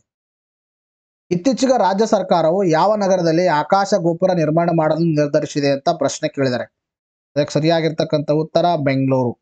ಸೊ ತಮ್ಮೆಲ್ಲರಿಗೂ ಗೊತ್ತಿರುವ ಹಾಗೆ ಈಗ ಏನ್ ಮಾಡ್ತಾ ಇದಾರೆ ಅಂದ್ರೆ ಬ್ರ್ಯಾಂಡ್ ಬೆಂಗಳೂರು ಅಂತಕ್ಕಂಥದನ್ನ ಪ್ರಮೋಟ್ ಮಾಡೋಗೋಸ್ಕರ ರಾಜ್ಯ ಸರ್ಕಾರ ಏನ್ ಮಾಡ್ತಾ ಇದ್ದಾರೆ, ವಿವಿಧ ಒಂದು ಕಾರ್ಯಗಳನ್ನ ಕೈಗೊಳ್ತಾ ಇದೆ ಬ್ರ್ಯಾಂಡ್ ಬೆಂಗಳೂರನ್ನ ಪ್ರಮೋಟ್ ಮಾಡೋಗೋಸ್ಕರ. ಸೊ ಆ ಹಾದಿಯಲ್ಲಿ ಟೂರಿಸಂಗೆ ಬೂಸ್ಟ್ ಅನ್ನ ನೀಡುಗೋಸ್ಕರ ಈಗ ಏನ್ ಮಾಡ್ತಾ ಇದ್ದಾರೆ, ಆಕಾಶ ಗೋಪುರ ಅಂತಕ್ಕಂಥದನ್ನ ನಿರ್ಮಾಣ ಮಾಡಲು ಇತ್ತೀಚೆಗೆ ಒಂದು ರಾಜ್ಯ ಕ್ಯಾಬಿನೆಟ್ ಮಂತ್ರಿಗಳ ಸಭೆ ಏನ್ ನಡೆದಿತ್ತು, ಅದರಲ್ಲಿ ಇದಕ್ಕೆ ಅನುಮೋದನೆಯನ್ನ ಸಿಕ್ಕಿರ್ತಕ್ಕಂಥದ್ದು. ನೋಡಿ, ಬ್ರ್ಯಾಂಡ್ ಬೆಂಗಳೂರು ಪರಿಕಲ್ಪನೆಯನ್ನ ಬೆಂಗಳೂರು ನಗರವನ್ನ ಆಕರ್ಷಣೆಯ ಕೇಂದ್ರವನ್ನಾಗಿಸಲು, ಪ್ರವಾಸೋದ್ಯಮವನ್ನು ಉತ್ತೇಜಿಸಲು 250 ಅಡಿ ಎತ್ತರದ ಆಕಾಶ ಗೋಪುರ ಸ್ಕೈಡೆಕ್ ನಿರ್ಮಾಣ ಮಾಡಲು ಸರ್ಕಾರ ಏನ್ ಮಾಡಿದೆ, ತೀರ್ಮಾನಿಸಿದೆ. ಒಟ್ಟು ಅಂದಾಜು 500 ಕೋಟಿ ಮೊತ್ತದಲ್ಲಿ ಆಕಾಶ ಗೋಪುರ ನಿರ್ಮಿಸಲು ಸಚಿವ ಸಂಪುಟ ಸಭೆ ಏನ್ ಮಾಡಿದೆ ಅಂದ್ರೆ ಇತ್ತೀಚೆಗೆ ತಾತ್ವಿಕ ಅನುಮೋದನೆಯನ್ನ ನೀಡಿರ್ತಕ್ಕಂಥದ್ದು. This is updated information how to remember. Kakrapar ಅಣು ವಿದ್ಯುತ್ ಸ್ಥಾವರ ಯಾವ ರಾಜ್ಯದಲ್ಲಿ ಕಂಡು ಬರುತ್ತದೆ ಅಂತ ಪ್ರಶ್ನೆಯನ್ನ ಕೇಳಿದ್ದಾರೆ. ಅದಕ್ಕೆ ಸರಿಯಾಗಿರ್ತಕ್ಕಂಥ ಉತ್ತರ ಯಾವುದಂದ್ರೆ ಗುಜರಾತ್ ಇದಕ್ಕೆ ಸರಿಯಾಗಿರ್ತಕ್ಕಂಥ ಉತ್ತರವಾಗಿದೆ. ಅರ್ಥ ಆಯ್ತಾ? ನೋಡ್ರಿ, ಬಹಳ ಇಂಪಾರ್ಟೆಂಟ್ ಆಗಿರ್ತಕ್ಕಂಥ ಇನ್ಫಾರ್ಮೇಶನ್ ಮತ್ತು ಬಹಳ ಇಂಪಾರ್ಟೆಂಟ್ ಆಗಿರ್ತಕ್ಕಂಥ ಟಾಪಿಕ್ ನಾನು ಪ್ರೀವಿಯಸ್ ಕ್ಲಾಸಲ್ಲಿ ನಿಮಗೆ ಹೇಳಿದ್ದೀನಿ. ಅರ್ಥ ಆಯ್ತಾ? ಇದ್ರ ಬಗ್ಗೆ ಏನೇನು ನಾನು ಡಿಸ್ಕಷನ್ ಮಾಡಿದ್ದೀನಿ ಅಂದ್ರೆ, ಫಸ್ಟ್ ಏನಂದ್ರೆ ಅಣು ಅಂದ್ರೆ ಏನು, ತದನಂತರದಲ್ಲಿ ಪರಮಾಣು ಅಂದ್ರೆ ಏನು, ಇದರಲ್ಲಿ ಯಾವ ಶಕ್ತಿ ಅಡಗಿರ್ತದ, ಈ ಶಕ್ತಿಯನ್ನು ಹೊರತೆಗೆಯಲು ಯಾವ ಕ್ರಿಯೆಗಳನ್ನು ಬಳಸ್ತಾರ, ಸೊ ಇದರಿಂದ ಏನು ಮಾಡ್ತಾರೆ, ಫೈನಲಿ ವಿದ್ಯುತ್ತನ್ನು ತಯಾರು ಮಾಡ್ತಾರೆ. ಅದ್ರ ಬಗ್ಗೆ ನಾನು ಪ್ರೀವಿಯಸ್ ಕ್ಲಾಸಲ್ಲಿ ಡಿಸ್ಕಷನ್ ಮಾಡಿದ್ದೀನಿ. ಇನ್ನು ತದನಂತರದಲ್ಲಿ ಯಾವ್ಯಾವ ಒಂದು ಪ್ರದೇಶದಲ್ಲಿ ಅಥವಾ ಯಾವ್ಯಾವ ರಾಜ್ಯದಲ್ಲಿ ಯಾವ್ಯಾವ ಒಂದು ಅಣು ವಿದ್ಯುತ್ ಸ್ಥಾವರಗಳಿದಾವೆ ಮತ್ತು ಭಾರತದ ಮೊದಲ ಅಣು ವಿದ್ಯುತ್ ಸ್ಥಾವರ ಯಾವುದು, ಅತಿ ದೊಡ್ಡ ಅಣು ವಿದ್ಯುತ್ ಸ್ಥಾವರ ಯಾವುದು, ಕರ್ನಾಟಕದಲ್ಲಿ ಯಾವ ಅಣು ವಿದ್ಯುತ್ ಸ್ಥಾವರ ಇದೆ, ಯಾವ ನದಿಯ ದಡದಲ್ಲಿದೆ. We already discussed multiple times and we already provided in the our magazines ಕೊಟ್ಟಿದ್ದೀವಿ. ನಾವು ಇವತ್ತಿನ ಕ್ಲಾಸಲ್ಲಿ ಏನು ಮಾಡೋಣ ಅಂದರೆ ಜಸ್ಟ್ ನ್ಯೂಸಲ್ಲಿ ಏನಿದೆ ಅಂತಕ್ಕಂಥ ಡಿಸ್ಕಷನ್ ಮಾಡ. ಗುಜರಾತ್ನ ಒಂದು ಕಕ್ರಾಪರ್ನಲ್ಲಿನ ಅಣು ವಿದ್ಯುತ್ ಸ್ಥಾವರ ಪೂರ್ಣ ಪ್ರಮಾಣದಲ್ಲಿ ವಿದ್ಯುತ್ ಉತ್ಪಾದನೆ ಆರಂಭಿಸಿದೆ. ದೇಶೀಯವಾಗಿ ನಿರ್ಮಾಣವಾಗಿರ್ತಕ್ಕಂಥ ಕಕ್ರಾಪರ್ನ ಒಂದು ಯೂನಿಟ್ ಏನಾಗಿದೆ, ವಿದ್ಯುತ್ ಉತ್ಪಾದನೆ ಮಾಡೋಗೋಸ್ಕರ ಸ್ಟಾರ್ಟ್ ಮಾಡಿದೆ. 700 ಮೆಗಾವ್ಯಾಟ್ ಸಾಮರ್ಥ್ಯದ ಈ ಸ್ಥಾವರ ದೇಶೀಯವಾಗಿ ನಿರ್ಮಿಸಲಾದ 2ನೇ ಸ್ಥಾವರವಾಗಿದೆ. ಇಂಪಾರ್ಟೆಂಟ್ ಆಗಿರ್ತಕ್ಕಂಥದ್ದು. ಇನ್ನು 700 ಮೆಗಾವ್ಯಾಟ್ ಸಾಮರ್ಥ್ಯದ ಇದೇ ವಿನ್ಯಾಸದ ಇನ್ನೂ 14 ಪರಮಾಣು ರಿಯಾಕ್ಟರ್ಗಳನ್ನು ಭಾರತ ನಿರ್ಮಾಣ ಮಾಡ್ತಾ ಇದೆ. ಇವುಗಳನ್ನು 2030-31 ವೇಳೆಗೆ ಆರಂಭಿಸಲಿದೆ. 700 ಮೆಗಾವ್ಯಾಟ್ ಹೊಂದಿರತಕ್ಕಂಥ ಇನ್ನೂ 14 ಪರಮಾಣು ರಿಯಾಕ್ಟರ್ಗಳು ಭಾರತ 2030-31 ಒಳಗೆ ಏನು ಮಾಡ್ತಾ ಇದೆ, ಇವನ್ನ ಕಂಪ್ಲೀಟ್ ಮಾಡ್ತಾ ಇದೆ. ಭಾರತ ಪರಮಾಣು ವಿದ್ಯುತ್ ನಿಗಮ ಪ್ರಸ್ತುತ 24 ರಿಯಾಕ್ಟರ್ಗಳನ್ನು ನಿರ್ವಹಿಸ್ತೇವೆ. ಭಾರತದಲ್ಲಿ 24 ರಿಯಾಕ್ಟರ್ ಪ್ರಸ್ತುತವಾಗಿ ಕೆಲಸವನ್ನು ಮಾಡ್ತಾ ಇದ್ದಾವೆ. ಅವುಗಳಲ್ಲಿ ಒಟ್ಟು ಸಾಮರ್ಥ್ಯ 2180 ಮೆಗಾವ್ಯಾಟ್. ಇಷ್ಟೊಂದು ವ್ಯಾಟ್ ಸಾಮರ್ಥ್ಯ ಹೊಂದಿರತಕ್ಕಂಥ 24 ರಿಯಾಕ್ಟರ್ಗಳನ್ನು ಭಾರತ ಪರಮಾಣು ವಿದ್ಯುತ್ ನಿಗಮ ಏನು ಮಾಡ್ತಾ ಇದೆ, ಅವುಗಳನ್ನು ನಿರ್ವಹಣೆ ಮಾಡ್ತಾ ಇದೆ. ನೋಡಿ, ನೆಕ್ಸ್ಟ್ ಪ್ರಶ್ನೆ ಕೇಳಿದ್ರೆ ಭಾರತ್ ಮಾಲಾ ಪರಿಯೋಜನಾ ಯಾವ ಸಚಿವಾಲಯದ ಅಡಿಯಲ್ಲಿ ಬರುತ್ತದೆ ಅಂತ ಪ್ರಶ್ನೆಯನ್ನ ಕೇಳಿದ್ದಾರೆ. ಅದಕ್ಕೆ ಸರಿಯಾಗಿರ್ತಕ್ಕಂಥ ಉತ್ತರ ಯಾವುದಂದ್ರೆ ರಸ್ತೆ ಸಾರಿಗೆ ಮತ್ತು ಹೆದ್ದಾರಿಗಳ ಸಚಿವಾಲಯ ಇದಕ್ಕೆ ಸರಿಯಾಗಿರ್ತಕ್ಕಂಥ ಉತ್ತರವಾಗಿದೆ. ನೋಡಿ, ಇದು ಬಹಳ ಇಂಪಾರ್ಟೆಂಟ್ ಆಗಿರ್ತಕ್ಕಂಥ ಪ್ರಶ್ನೆ. ಯಾಕೆ ನಾನು ಇಂಪಾರ್ಟೆಂಟ್ ಅಂತ ಹೇಳ್ತೀನಿ ಅಂದರೆ ಪ್ರೀವಿಯಸ್ ಎಕ್ಸಾಮ್ ಅಲ್ಲಿ ನಿಮಗೆ ಸಾಗರ ಮಾಲಾ ಅಂತಕ್ಕಂಥ ಬಗ್ಗೆ ಕೇಳಿದ್ದಾರೆ. ಸೊ ಮುಂದೆ ಬರ್ತಕ್ಕಂಥ ಎಕ್ಸಾಮ್ ಅಲ್ಲಿ ನಿಮಗೆ ಭಾರತ ಮಾಲಾ ಪರಿಯೋಜನೆ ಬಗ್ಗೆನೂ ಕೂಡ ಕೇಳಬಹುದು. ಆಯ್ತಾ? ನೋಡ್ರಲ್ಲಿ, ಭಾರತ ಮಾಲಾ ಪರಿಯೋಜನೆ, ತದನಂತರದಲ್ಲಿ ಸಾಗರ ಮಾಲಾ ಪರಿಯೋಜನೆ ಮತ್ತು ಸಾಗರ ಮಾಲಾ ಪರಿಯೋಜನೆಯಲ್ಲಿ ನಾವು ಏನ್ ಮಾಡ್ತೀವಿ ಅಂದ್ರೆ ಈ ಕರಾವಳಿಯಲ್ಲಿ ಇರ್ತಕ್ಕಂಥ ಬಂದರುಗಳನ್ನ ಮಾಡರ್ನೈಸೇಷನ್ ಮಾಡ್ತೀವಿ. ಇನ್ನು ಸಾಗರ ಮಾಲಾ ಒಂದು ಪರಿಯೋಜನೆಯಲ್ಲಿ ನಾವೇನ್ ಮಾಡ್ತೀವಿ ಅಂದ್ರೆ ಇದು ರಸ್ತೆಗಳಿಗೆ ಒಂದು ನ್ಯಾಷನಲ್ ಹೈವೇಗಳಿಗೆ ರಸ್ತೆಗಳನ್ನ ನಿರ್ಮಾಣ ಮಾಡೋಗೋಸ್ಕರ ಒಂದು ಜಾರಿಗೆ ತಂದಿರತಕ್ಕಂಥ ಯೋಜನೆ ಭಾರತ ಮಾಲಾ ಪರಿಯೋಜನೆ. ಸೊ ಅವುಗಳ ಬಗ್ಗೆ ಇನ್ ಡೆಪ್ತ್ ಆಗಿ ಡಿಸ್ಕಷನ್ ಮಾಡೋಣ. ಪ್ರಮುಖ ರಸ್ತೆ ಜಾಲವನ್ನ ವಿಸ್ತರಣೆ ಮಾಡೋಗೋಸ್ಕರ ಭಾರತ ಸರ್ಕಾರ ಭಾರತ ಮಾಲಾ ಪರಿಯೋಜನೆ ಹಂತ 1 ಯಾವ್ದಂದ್ರೆ ಹಂತ 1 ಸುಮಾರು 50ರಷ್ಟು ಗುರಿ 2024 ಮಾರ್ಚ್ 31 ಪೂರ್ಣಗೊಂಡಿದೆ ಮತ್ತು 2027-28 ವೇಳೆಗೆ ಸಂಪೂರ್ಣವಾಗಿ ಪೂರ್ಣಗೊಳ್ಳುವ ನಿರೀಕ್ಷೆ ಎಂದು ಮಾಹಿತಿ ತಿಳಿಸಿರ್ತಕ್ಕಂಥದ್ದು. ಇತ್ತೀಚೆಗೆ ಬಂದಿರತಕ್ಕಂಥ ಮಾಹಿತಿ ಏನಂದ್ರೆ ಭಾರತ್ ಮಾಲಾ ಪರಿಯೋಜನೆ ಅಡಿಯಲ್ಲಿ ನಾವೇನ್ ಟಾರ್ಗೆಟ್ ಹಾಕೊಂಡಿದೀವಿ ಅಂತ ಟಾರ್ಗೆಟ್ ಏನು ಹಾಕೊಂಡಿದೀವಿ ಆ ಟಾರ್ಗೆಟು ಮೊದಲು 2022ರ ವೇಳೆಗೆ 2022ರ ವೇಳೆಗೆ ಭಾರತಮಾಲಾ ಪರಿಯೋಜನೆ ಇರತಕ್ಕಂಥ ಟಾರ್ಗೆಟನ್ನು 50% ನಾವು 2022ರಲ್ಲಿ ರೀಚ್ ಆಗಬೇಕು ಅಂತ ಹಾಕ್ಕೊಳ್ಳಲಾಗಿತ್ತು. ಬಟ್ ಎನಿಹೌ ಅದು ಒಂದು ನಿಧಾನಗತಿ ಇರೋದ್ರಿಂದ ಮತ್ತು ಹಣಕಾಸು ಕೊರತೆಯಿಂದ ಅದು ಆಗಲಿಲ್ಲ. ಸೊ ಅದಕ್ಕೆ ಏನು ಮಾಡಲಾಗಿದೆ ಅಂದರೆ ಇವಾಗ ಈಗ ಈ ಒಂದು 2022ರಲ್ಲಿ ಹಾಕೊಂಡಿರ್ತಕ್ಕಂಥ ಟಾರ್ಗೆಟನ್ನು 2024 ಮಾರ್ಚ್ 31ಕ್ಕೆ ಏನಾಗಿದೆ, ಪರಿಪೂರ್ಣವಾಗಿದೆ. ಏನು ಟಾರ್ಗೆಟು? ರಸ್ತೆ ಜಾಲವನ್ನು ವಿಸ್ತರಣೆ ಮಾಡುವ ಒಂದು 50% ಟಾರ್ಗೆಟನ್ನು 2024 ಮಾರ್ಚ್ 31ಕ್ಕೆ ಪೂರ್ಣಗೊಂಡಿದೆ. ಇನ್ನು 100% ಯಾವಾಗ ಆಗುತ್ತಂದರೆ 2027-28ಕ್ಕೆ ಆಗುತ್ತೆ ಅಂತಕ್ಕಂಥದ್ದು ಇನ್ಫಾರ್ಮೇಷನ್. ಇದು ರಸ್ತೆ ಸಾರಿಗೆ ಮತ್ತು ಹೆದ್ದಾರಿಗಳ ಸಚಿವಾಲಯದ ಅಡಿಯಲ್ಲಿ ಬರುತ್ತೆ. ವೆರಿ ಇಂಪಾರ್ಟೆಂಟ್ ಇದು. ಯಾವ ಸಚಿವಾಲಯದ ಅಡಿಯಲ್ಲಿ ಬರುತ್ತೆ? ರಸ್ತೆ ಸಾರಿಗೆ ಮತ್ತು ಹೆದ್ದಾರಿ ಸಚಿವಾಲಯ. ಈ ಭಾರತಮಾಲಾ ಪರಿಯೋಜನಾ ಮೊದಲ ಹಂತವನ್ನು 2017ರಲ್ಲಿ ಘೋಷಿಸಲಾಯಿತು. 2017ರಿಂದ 2022 ಮೊದಲನೇ ಹಂತ ಮತ್ತು 2022 ಪೂರ್ಣಗೊಳ್ಳಬೇಕಾಗಿತ್ತು ಮೊದಲನೇ ಹಂತ. ಬಟ್ ನಿಧಾನಗತಿಯಾಗಿ ಇರುವುದರಿಂದ ಹಣಕಾಸು ನಿರ್ಬಂಧದಿಂದಾಗಿ ಅದು ಪೂರ್ಣಗೊಳ್ಳಕ್ಕಾಗಿರಲಿಲ್ಲ. 1 ಪಾಯಿಂಟ್ ರಿಮೆಂಬರ್, ಭಾರತಮಾಲಾ ಪರಿಯೋಜನೆ 2017ರಲ್ಲಿ ಸ್ಟಾರ್ಟ್ ಮಾಡಲಾಯಿತು. ರಸ್ತೆ ಸಾರಿಗೆ ಹೆದ್ದಾರಿ ಸಚಿವಾಲಯದ ಅಡಿಯಲ್ಲಿ ಬರುತ್ತೆ. ಇದರ ಉದ್ದೇಶ ರಸ್ತೆ ಒಂದು ಜಾಲವನ್ನು ವಿಸ್ತರಣೆ ಮಾಡೋದು. ಇನ್ನು ಸಾಗರಮಾಲಾ ಯೋಜನೆ ಬಗ್ಗೆ ಮಾತಾಡ್ತಾ ಬಂದಾಗ ಬಂದರುಗಳನ್ನು ಆಧುನೀಕರಿಸಲು ಮತ್ತು ಕರಾವಳಿ ಹಡಗುಗಳನ್ನು ಹೆಚ್ಚಿಸಲು ಇದು ಕೇಂದ್ರೀಕರಿಸ್ತದೆ. ಬಂದರುಗಳನ್ನು ಮಾಡರ್ನೈಸೇಷನ್ ಮಾಡೋದು, ಆಮೇಲೆ ಹಡಗುಗಳ ಒಂದು ಸಂಖ್ಯೆಯನ್ನು ಹೆಚ್ಚಿಗೆ ಮಾಡೋದು ಮತ್ತು ಹಡಗುಗಳನ್ನು ಸುಧಾರಣೆ ಮಾಡೋಗೋಸ್ಕರ ಇದನ್ನು ಏನು ಮಾಡುತ್ತೆ, ಕೇಂದ್ರೀಕರಿಸುತ್ತೆ. ಇದನ್ನು 2015ರಲ್ಲಿ ಜಾರಿಗೆ ತರಲಾಯಿತು ಸಾಗರಮಾಲಾ ಅಂತಕ್ಕಂಥದ್ದು. ಇದು ಬಂದರುಗಳು ಶಿಪ್ಪಿಂಗ್ ಜಲಮಾರ್ಗ ಸಚಿವಾಲಯದ ಅಡಿಯಲ್ಲಿ ಬರುತ್ತೆ. ಇಂಪಾರ್ಟೆಂಟ್, ಅರ್ಥ ಆಯ್ತು, ಕೇಳಿದರೆ ಎಕ್ಸಾಮಲ್ಲಿ ಕ್ವಶನ್. ಸಂಪರ್ಕ ಮತ್ತು ಲಾಜಿಸ್ಟಿಕ್ ದಕ್ಷತೆಯನ್ನು ಹೆಚ್ಚಿಸುವಗೋಸ್ಕರ ಸಾಗರಮಾಲಾ ಮತ್ತು ಭಾರತಮಾಲಾ ಪರಿಯೋಜನೆಯನ್ನು 2 PM ಗತಿಶಕ್ತಿ ಯೋಜನೆ ಅಡಿಯಲ್ಲಿ ಇಂಟಿಗ್ರೇಟೆಡ್ ಮಾಡಲಾಗಿದೆ. ಅರ್ಥ ಆಯ್ತಾ? PM ಗತಿಶಕ್ತಿ ಬಗ್ಗೆ ನಾನು ಪ್ರೀವಿಯಸ್ ಕ್ಲಾಸಲ್ಲಿ ಹೇಳಿದೆ ನಿಮಗೆ. PM Gatishakti it is one of the scheme. ಅರ್ಥಾತ್ ಈ ಸ್ಕೀಮ್ ಅಡಿಯಲ್ಲಿ ಸ್ಕೀಮ್ ಏನಂದರೆ ಇದೊಂದು integrated scheme. Integrated scheme means ಇದರಲ್ಲಿ ವಿವಿಧ ಯೋಜನೆಗಳನ್ನು ಸಂಯೋಜಿಸಲಾಗಿದೆ. ಈ ಯೋಜನೆ ಅಲ್ಟಿಮೇಟ್ ಉದ್ದೇಶ ಏನು? ಅಲ್ಟಿಮೇಟ್ ಉದ್ದೇಶ ಏನಂದರೆ ಟು ಎನ್ಹ್ಯಾನ್ಸ್ ಎಫಿಷಿಯೆಂಟ್ಲಿ, ಅಥವಾ ಇದಕ್ಕೇನಂದರೆ ಇನ್ಫ್ರಾಸ್ಟ್ರಕ್ಚರನ್ನು ಡೆವಲಪ್ಮೆಂಟ್ ಮಾಡೋದು. ಫೈನಲ್ ಉದ್ದೇಶ ಇನ್ಫ್ರಾಸ್ಟ್ರಕ್ಚರ್, ವೇರಿಯಸ್ ಇನ್ಫ್ರಾಸ್ಟ್ರಕ್ಚರನ್ನು ಡೆವಲಪ್ಮೆಂಟ್ ಮಾಡೋದು PM ಗತಿಶಕ್ತಿಯ ಒಂದು ಉದ್ದೇಶವಾಗಿದೆ. ರಾಷ್ಟ್ರೀಯ ಬಾಹ್ಯಾಕಾಶ ದಿನ ಯಾವಾಗ ಆಚರಿಸಲಾಗುತ್ತದೆ ಅಂತ ಪ್ರಶ್ನೆ ಕೇಳಿದ್ದಾರೆ. ಅದಕ್ಕೆ ಸರಿಯಾಗಿರ್ತಕ್ಕಂಥ ಉತ್ತರ ಆಗಸ್ಟ್ 23. ಇದಕ್ಕೆ ಸರಿಯಾಗಿರ್ತಕ್ಕಂಥ ಉತ್ತರ ನೋಡಿರಿ, ಬಹಳ ಇಂಪಾರ್ಟೆಂಟ್ ಆಗಿರ್ತಕ್ಕಂಥ ಪ್ರಶ್ನೆ ಇದು, ಮತ್ತು ಬಹಳ ಇಂಪಾರ್ಟೆಂಟ್ ಆಗಿರ್ತಕ್ಕಂಥ ಟಾಪಿಕ್. ನಿಮಗೆ ರೀಸೆಂಟಾಗಿ ಎಕ್ಸಾಮಲ್ಲೇ ಕೇಳಿದ್ದಾರೆ. ಇತ್ತೀಚೆಗೆ ಉಡಾವಣೆ ಮಾಡಿರ್ತಕ್ಕಂಥ ಚಂದ್ರಯಾನ 3ರಲ್ಲಿ ಯಾವ ಒಂದು ವೆಹಿಕಲನ್ನು ಯೂಸ್ ಮಾಡಿದ್ದಾರೆ, ಆಮೇಲೆ ಚಂದ್ರಯಾನ 2ದಲ್ಲಿ, ಚಂದ್ರಯಾನ 1ದಲ್ಲಿ ಯಾವ ವೆಹಿಕಲ್ ಯೂಸ್ ಮಾಡಿದ್ದಾರೆ, ಹೊಂದಿಸಿ ಬರೆದಲ್ಲಿ ನಿಮ್ಮ KPSCಯಲ್ಲಿ ಕೇಳಿದರು. ಸೊ ಅವತ್ತು ಆ ಒಂದು ಪ್ರಶ್ನೆಗೆ ಇವತ್ತು ನಿಮಗೆ ಉತ್ತರ ಸಿಗುತ್ತೆ. ಮತ್ತು ನಾನು ಪ್ರೀವಿಯಸ್ ಕ್ಲಾಸಲ್ಲಿ ಕೂಡ ಡಿಸ್ಕಷನ್ ಮಾಡಿದ್ದೀನಿ. ಬಟ್ ಇವತ್ತು ಆಗಸ್ಟ್ 23 ಬಾಹ್ಯಾಕಾಶ ದಿನವನ್ನು ನಾವು ಸೆಲೆಬ್ರೇಟ್ ಮಾಡೋದ್ರಿಂದಾಗಿ ನಾನು ಏನು ಮಾಡ್ತಾ ಇದ್ದೇನೆ ಅಂದರೆ ಒಂದು ಬಾರಿ ನಿಮಗೆ ರಿವೈಸ್ ಮಾಡ್ತೀನಿ ಎಕ್ಸಾಮಿನೇಷನ್ ದೃಷ್ಟಿಯಿಂದಾಗಿ. ನೋಡಿ, ಭಾರತದಲ್ಲಿ ಆಗಸ್ಟ್ 23ರಂದು ನಾವೇನು ಮಾಡ್ತೀವಿ ಅಂದರೆ ಫಸ್ಟ್ ಟೈಮು ರಾಷ್ಟ್ರೀಯ ಬಾಹ್ಯಾಕಾಶ ದಿನವನ್ನು ಆಚರಣೆ ಮಾಡ್ತಾ ಇದ್ದೀವಿ. First time in history of India ನಾವೇನು ಮಾಡ್ತೀವಿ ಅಂದರೆ ಆಗಸ್ಟ್ 23 ಬಾಹ್ಯಾಕಾಶ ದಿನವನ್ನು ಆಚರಣೆಯನ್ನು ಮಾಡ್ತಾ ಇದ್ದೀವಿ. ಇದು ಮೊದಲನೇ ಬಾರಿಗೆ. ಯಾಕೆ ನಾವು ಆಗಸ್ಟ್ 23ರಂದೇ ರಾಷ್ಟ್ರೀಯ ಬಾಹ್ಯಾಕಾಶ ದಿನವನ್ನು ಆಚರಣೆ ಮಾಡ್ತಾ ಇದ್ದೀವಿ ಅಂದರೆ ನಾವು ಏನು ಮಾಡಿದ್ದೀವಿ ಅಂದರೆ ಚಂದ್ರಯಾನ 3 ಉಡಾವಣೆ ಮಾಡಿದ್ದೀವಿ. ಯಾವಾಗ ಉಡಾವಣೆ ಮಾಡಿದ್ದೀವಿ? July 14, I think exactly date ಅಷ್ಟೇ ಇರ್ಬೋದು. ಜುಲೈ 14, 2023ರಲ್ಲಿ ಉಡಾವಣೆ ಮಾಡಿದ್ದೀವಿ. ಉಡಾವಣೆ ಮಾಡಿರ್ತಕ್ಕಂಥ ಚಂದ್ರಯಾನ 3ದಲ್ಲಿರ್ತಕ್ಕಂಥ ಲ್ಯಾಂಡರ್ ಯಾವುದಾಗಿತ್ತಂದರೆ ಲ್ಯಾಂಡರ್ ವಿಕ್ರಮ್ ಆಗಿತ್ತು. ಆ ಒಂದು ನಮ್ಮ ಲ್ಯಾಂಡರು ವಿಕ್ರಮು ಸಾಫ್ಟ್ ಆಗಿ ದಕ್ಷಿಣ ಧ್ರುವದಲ್ಲಿ, ಚಂದ್ರನ ದಕ್ಷಿಣ ಧ್ರುವದಲ್ಲಿ ಸಾಫ್ಟ್ ಲ್ಯಾಂಡಿಂಗ್ ಆಯಿತು ಆಗಸ್ಟ್ 23ರಂದು. ಸೊ ಆ ಒಂದು ಡೇಯನ್ನು ಕಮಾಮರೇಟ್ ಮಾಡೋಗೋಸ್ಕರ ಇಂಡಿಯಾ ವರ್ಲ್ಡ್ಗೆ ಒಂದು ಈ ಸಾಧನೆ ಮಾಡಿ ತೋರಿಸಿರ್ತಕ್ಕಂಥದ್ದನ್ನು ಕಮಾಮರೇಟ್ ಮಾಡೋಗೋಸ್ಕರ ಪ್ರತಿ ವರ್ಷ ಆಗಸ್ಟ್ 23ರಂದು ರಾಷ್ಟ್ರೀಯ ಬಾಹ್ಯಾಕಾಶ ದಿನವನ್ನು ಆಚರಣೆ ಮಾಡ್ತೀವಿ. ಇಷ್ಟು ಕ್ಲಿಯರ್ ಇರಬೇಕು. ಇದು ಭಾರತ ಬಾಹ್ಯಾಕಾಶ ಸಾಧನೆಗಳ ವಿಶೇಷವಾಗಿ ಚಂದ್ರಯಾನ 3ರ ಯಶಸ್ಸನ್ನು ಸ್ಮರಿಸುತ್ತದೆ. ವಿಕ್ರಮ್ ಲ್ಯಾಂಡರ್ ಆಗಸ್ಟ್ 23ರಂದು ಚಂದ್ರನ ಒಂದು ಮೇಲ್ಮೈ ಮೇಲೆ ಸಾಫ್ಟ್ ಲ್ಯಾಂಡಿಂಗ್ ಮಾಡಿತ್ತು. ದ್ಯಾಟ್ ಇಸ್ ಪರ್ಟಿಕ್ಯುಲರ್ ಇಂದ ದಕ್ಷಿಣ ಧ್ರುವದಲ್ಲಿ ಒಂದು ಸಾಫ್ಟ್ ಲ್ಯಾಂಡಿಂಗ್ ಮಾಡೋದರಿಂದಾಗಿ ಈ ಡೇಯನ್ನು ಕಮಾಮರೇಟ್ ಮಾಡೋಗೋಸ್ಕರ ನಾವು ಸೆಲೆಬ್ರೇಟ್ ಮಾಡ್ತೀವಿ.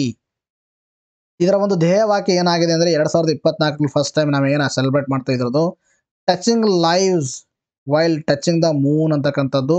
ಇಂಡಿಯಾ ಸ್ಪೇಸ್ ಆಗಂತಕ್ಕಂಥದ್ದು 2024 ಫಸ್ಟ್ ಟೈಮ್ ಆಚರಣೆ ಮಾಡ್ತಕ್ಕಂಥ ಇಂಡಿಯಾ ಒಂದು ಏನಂದ್ರೆ ರಾಷ್ಟ್ರೀಯ ಬಾಹ್ಯಾಕಾಶ ದಿನದ ಥೀಮ್ ಆಗಿದೆ.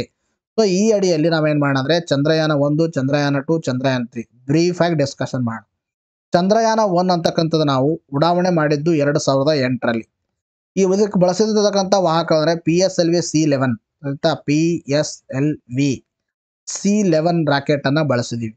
ಸೊ ಇಲ್ಲಿ ಪೋಲಾರ್ ಸ್ಯಾಟಲೈಟ್ ಲಾಂಚ್ ವೆಹಿಕಲ್ ಅಂತ ಹೇಳ್ತೀವಿ. ಪೋಲಾರ್ ಸ್ಯಾಟಲೈಟ್ ಲಾಂಚ್ ವೆಹಿಕಲ್, ಈ ವೆಹಿಕಲ್ ಅನ್ನ ಯೂಸ್ ಮಾಡಿ ನಾವು ಚಂದ್ರಯಾನ 1 ಲಾಂಚ್ ಮಾಡಿದ್ವಿ. ಸೊ ಅದರಿಂದ ನಾವು ಕಂಡಿರ್ತಕ್ಕಂಥ ಯಶಸ್ವಿ ಏನಂದ್ರೆ ಚಂದ್ರನ ಮೇಲ್ಮೈ ಮೇಲೆ ನೀರಿರುವ ಸಾಧ್ಯತೆಯನ್ನ ಪತ್ತೆ ಹಚ್ಚಿತು. ಎರಡದು ಚಂದ್ರಯಾನ 1 ಅಂತಕ್ಕಂಥ ಮಿಷನ್. ಇನ್ನು ತದನಂತರದಲ್ಲಿ partially successful and partially failed mission that is Chandrayaan 2 ಅಂತಕ್ಕಂಥದ್ದು 2019ರಲ್ಲಿ ಲಾಂಚ್ ಮಾಡಲಾಯಿತು. ಇದರಲ್ಲಿ ಬಳಸಿರ್ತಕ್ಕಂಥ ವಾಹಕ ಅಂದ್ರೆ GSLV MK3 ಅರ್ಥಾತ್ GSLV MK3 ಈ ಒಂದು ರಾಕೆಟ್ ಅನ್ನ ಬಳಸಿದೀವಿ. ಜಿಯೋಸಿಂಕ್ರೋನಸ್ ಸ್ಯಾಟಲೈಟ್ ಲಾಂಚ್ ವೆಹಿಕಲ್ ಅಂತ ಹೇಳ್ತೀವಿ. ಅರ್ಥ ಆಯ್ತಾ? ಈ ಒಂದು GSLV ಒಂದು ವಿಸ್ತೃತ ರೂಪ. ಇನ್ನು ಲ್ಯಾಂಡರ್ ಅದರಲ್ಲಿ ಬಳಸಿರ್ತಕ್ಕಂಥದ್ದು, ತದನಂತರದಲ್ಲಿ ರೋವರು 2 ಕ್ರ್ಯಾಶ್ ಆಯಿತು. ಬಟ್ ಆರ್ಬಿಟರ್ ನಾವು ಇನ್ನಾದರೂ ಕೂಡ ಏನಾಗ್ತದೆ ಅಂದ್ರೆ ಆರ್ಬಿಟ್ ಮಾಡ್ತಾ ಇದೆ ಚಂದ್ರನ ಕಕ್ಷೆಯಲ್ಲಿ.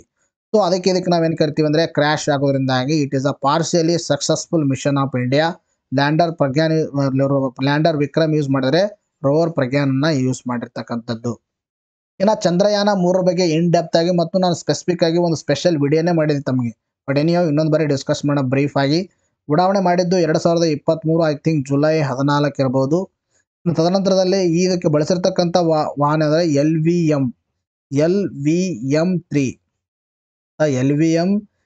ಅಂದ್ರೂ ಒಂದೇ. ತದನಂತರದಲ್ಲಿ GSLV MK3 ಅಂದ್ರೂ ಒಂದೇ. ನೆನಪಿರಲಿ, ಇವೆರಡೂ ಒಂದೇ ಆಯ್ತಾ. ಲ್ಯಾಂಡರ್ ಯಾವುದಾಗಿತ್ತು? ವಿಕ್ರಮು. ತದನಂತರದಲ್ಲಿ ಪ್ರಜ್ಞಾನ್ ರೋವರ್ ಆಗಿತ್ತು. ದಕ್ಷಿಣ ಧ್ರುವದಲ್ಲಿ ಸಾಫ್ಟ್ ಲ್ಯಾಂಡಿಂಗ್ ಮಾಡಿದ ವಿಶ್ವದ ಮೊದಲ ದೇಶವಾಗಿ ಭಾರತ ಹೊಮ್ಮಿತ್ತು ಆಯ್ತಾ. ಇದೆಲ್ಲರಿಗೂ ಗೊತ್ತಿರ್ತಕ್ಕಂಥ ವಿಷಯ, ನಾನು ಈಗಾಗಲೇ ನಿಮಗೆ ಹೇಳಿದ್ದೀನಿ. ನೋಡಿ, ನೆಕ್ಸ್ಟ್ ಕ್ವಶ್ಚನ್ ಕೇಳಿದ್ರೆ ಇತ್ತೀಚೆಗೆ ಯಾವ ಸಂಸ್ಥೆಯು ಅಮೆಜಾನ್ ಮರು ಅರಣ್ಯೀಕರಣ ನಿಧಿಯನ್ನ ನೀಡಲು ವಿಶ್ವದ ಮೊದಲ ಕಾರ್ಬನ್ ತೆಗೆಯುವ ಬಾಂಡ್ ಅನ್ನು ಬಿಡುಗಡೆ ಮಾಡಿದೆ ಅಂತ ಪ್ರಶ್ನೆಯನ್ನ ಕೇಳಿದ್ದಾರೆ. ಅದಕ್ಕೆ ಸರಿಯಾಗಿರ್ತಕ್ಕಂಥ ಉತ್ತರ ಅಂದ್ರೆ ವಿಶ್ವ ಬ್ಯಾಂಕ್ ಇದಕ್ಕೆ ಸರಿಯಾಗಿರ್ತಕ್ಕಂಥ ಉತ್ತರವಾಗಿದೆ. ನೋಡ್ರಿ, ಅಮೆಜಾನ್ ಅಂತಕ್ಕಂಥದ್ದು ಇದು ದಕ್ಷಿಣ ಅಮೆರಿಕದಲ್ಲಿ ಕಂಡು ಬರ್ತಕ್ಕಂಥ ಜಗತ್ತಿನ ಅತಿ ದೊಡ್ಡ ಒಂದು ಕಾಡು ಇದು ಅಮೆಜಾನ್ ಕಾಡು. ಇನ್ನ ಈ ಒಂದು ಅಮೆಜಾನ್ ಇದಕ್ಕೆ ನಾವ್ ಏನ್ ಕರಿತೀವಿ ಅಂದ್ರೆ ಲಂಗ್ಸ್ ಆಫ್ ದಿ ವರ್ಲ್ಡ್ ಅಂತ ಕರಿತೀವಿ. Lungs of the world. ಯಾಕೆ ನಾವು ಲಂಗ್ಸ್ ಅಂದ್ರೆ ಶ್ವಾಸಕೋಶ ಅಂತ ಹೇಳ್ತೀವಿ. ಶ್ವಾಸಕೋಶ. ಸೊ ಶ್ವಾಸಕೋಶಕ್ಕೆ ಏನ್ ಬೇಕು? ಆಕ್ಸಿಜನ್ ಬೇಕು. ಯಾಕಂದ್ರೆ ಅಲ್ಲಿ ಏನಾಗುತ್ತೆ ಅಂದ್ರೆ ಕಾರ್ಬನ್ ಡೈಆಕ್ಸೈಡ್ ಪ್ಲಸ್ ಆಕ್ಸಿಜನ್ ಎರಡು ಏನಾಗ್ತಿರ್ತಾವ? ಎಕ್ಸ್ಚೇಂಜ್ ಆಗ್ತಿರ್ತಾವ ಆ ಒಂದು ಲಂಗ್ಸ್ ನಲ್ಲಿ. ಸೊ ಅದಕ್ಕೆ ಲಂಗ್ಸ್ಗೆ ಆಕ್ಸಿಜನ್ ಬೇಕು. ಅದಕ್ಕೆ ನಾವೇನು ಕರಿತೀವಿ, ನಮ್ಗೆ ಉವಾಸವಾಗಕ್ಕೂ ನಮ್ಗೆ ಉಸಿರಾಡಕ್ಕೂ ಕೂಡ ಆಕ್ಸಿಜನ್ ಇಲ್ಲಾರ್ದೆ ನಾವು ಬದುಕಕ್ಕಾಗಲ್ಲ. ಅದಕ್ಕೆ more than 70% oxygen is contributed by the Amazon forest to the world. ಅದಕ್ಕೆ ನಾವು ಇದಕ್ಕೆ ಏನು ಕರಿತೀವಿ? ಲಂಗ್ಸ್ ಆಫ್ ದಿ ವರ್ಲ್ಡ್ ಅಂತ ಹೇಳ್ತೀವಿ. ಅಂತ ಅಮೆಜಾನ್ ಅನ್ನ ಮರು ಅರಣ್ಯೀಕರಣವನ್ನು ಬೆಂಬಲಿಸಲು ವಿಶ್ವ ಬ್ಯಾಂಕ್ ವಿಶ್ವದ ಮೊದಲ ಕಾರ್ಬನ್ ತೆಗೆಯುವ ಬಾಂಡ್ ಅನ್ನ ಬಿಡುಗಡೆ ಮಾಡಿದೆ. ಬಾಂಡ್ ಎಷ್ಟಂದ್ರೆ $225 ಮಿಲಿಯನ್ ಮೌಲ್ಯವಾಗಿದ್ದು 9 ವರ್ಷಗಳ ಅವಧಿಯನ್ನು ಹೊಂದಿದೆ. ಮ್ಯಾಚುರಿಟಿ ಪೀರಿಯಡ್ ಎಷ್ಟಂದ್ರೆ 9 years. ವಿಶ್ವ ಬ್ಯಾಂಕ್ ಬಗ್ಗೆ ತಮಗೆ ಗೊತ್ತಿದೆ, 1944-45ರಲ್ಲಿ ಸ್ಥಾಪನೆ ಆಯ್ತಿದ್ದು. Washington DC. ಇದರ ಪ್ರಸ್ತುತ ಅಧ್ಯಕ್ಷರು ಅಜಯ್ ಬಂಗಾ ಅವರಿದ್ದಾರೆ. ನೆಕ್ಸ್ಟ್ ಮೊದಲನೇ ಪ್ರಶ್ನೆ, ವಿದ್ಯುತ್ ಸಚಿವಾಲಯವು ಪ್ರಾರಂಭಿಸಿದ ಆನ್ಲೈನ್ ಪ್ಲಾಟ್ಫಾರ್ಮ್ಗಳಾದ ಪ್ರೊಂಪ್ಟ್, ಡ್ರಿಪ್ಸ್, ಜಲ್ ವಿದ್ಯುತ್ DPR ಅನ್ನು ಯಾವ ಸಂಸ್ಥೆ ಅಭಿವೃದ್ಧಿಪಡಿಸಿದೆ ಅಂತ ಪ್ರಶ್ನೆ ಕೇಳಿದರೆ ಕೇಂದ್ರ ವಿದ್ಯುತ್ ಪ್ರಾಧಿಕಾರ. ಸುದ್ದಿಯಲ್ಲಿ ಕಂಡು ಬಂದ ತೀಸ್ತಾ 5 ಜಲ ವಿದ್ಯುತ್ ಸ್ಥಾವರ ಯಾವ ರಾಜ್ಯದಲ್ಲಿ ಅಂತ ಕೇಳಿದರೆ ಇದಕ್ಕೆ ಸರಿಯಾಗಿರ್ತಕ್ಕಂಥ ಉತ್ತರ ಸಿಕ್ಕಿಮು. ಸುದ್ದಿಯಲ್ಲಿ ಕಂಡು ಬಂದ ಸ್ಲೋ ಲಾರೀಸ್ ಎಂದರೆ ಏನು ಅಂತ ಕೇಳಿದರೆ ಇದು ಒಂದು ಪ್ರೈಮೇಟ್. ವಿಜ್ಞಾನಿಗಳು ಯಾವ ಗ್ರಹದಲ್ಲಿ ದ್ರವ ನೀರಿನ ಸಂಗ್ರಹವನ್ನು ಕಂಡುಹಿಡಿದಿದ್ದಾರೆ ಅಂತ ಕೇಳಿದರೆ ಇದಕ್ಕೆ ಸರಿಯಾಗಿರ್ತಕ್ಕಂಥ ಉತ್ತರ ಮಂಗಳ. ಭಾರತ ಯುರೋಪಿಯನ್ ಯೂನಿಯನ್ ಪ್ರಾದೇಶಿಕ ಸಮ್ಮೇಳನ ಎಲ್ಲಿ ನಡೆಯಿತು ಅಂತ ಪ್ರಶ್ನೆ ಕೇಳಿದರೆ ಇದಕ್ಕೆ ಸರಿಯಾಗಿರ್ತಕ್ಕಂಥ ಉತ್ತರ ನವದೆಹಲಿ. ಪರಮಾಣು ಗಡಿಯಾರಗಳಲ್ಲಿ ಸಾಮಾನ್ಯವಾಗಿ ಯಾವ ಅಂಶಗಳನ್ನು ಬಳಸಲಾಗುತ್ತದೆ ಅಂತ ಪ್ರಶ್ನೆ ಕೇಳಿದರೆ ಇದಕ್ಕೆ ಸರಿಯಾಗಿರ್ತಕ್ಕಂಥ ಉತ್ತರ cesium. ಇವತ್ತಿಗೆ ವಿಡಿಯೋನ ಮುಗಿಸೋಣ. ಮತ್ತೆ ಮುಂದಿನ ವಿಡಿಯೋದಲ್ಲಿ ಭೇಟಿಯಾಗೋಣ. Thank you friends, take care, bye bye.